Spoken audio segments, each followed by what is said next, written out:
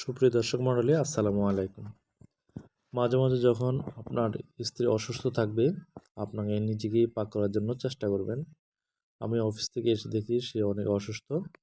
এই কারণে আমি কি করলাম, 5টা এই কই মাছ নিয়ে নিলাম।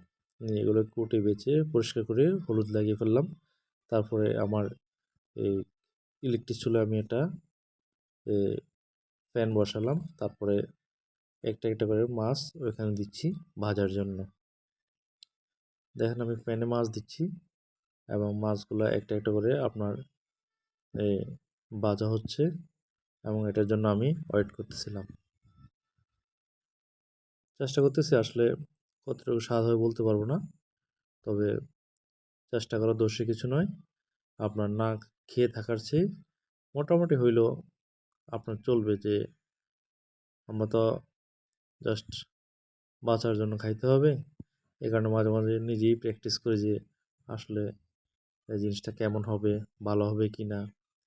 তো এই কারণে আসলে মাঝে মাঝে আমরা যদি সবাই ট্রাই করি তাহলে ওদের কতটুকু কষ্ট হয় তা আমরা সহজে বুঝতে পারবো। আমি এটার সাথে একটু কচুর ছড়া কেটে বেছে নিলাম এবং এটা কড়াইয়াতে আপনার এটা বসালাম। প্রথমে আমি পেঁয়াজ, তৈল, পেঁয়াজ এগুলো দিয়ে ছড়াটা কষাই করে নিলাম, মানে ভালো করে মেখে নিলাম। মেখে নেওয়ার পরে আপনার পানি দিয়ে এটাতে চুলাটাতে বসাই দিলাম। তারপর এটা দেখেন আপনার এখন এটা গরম হচ্ছে।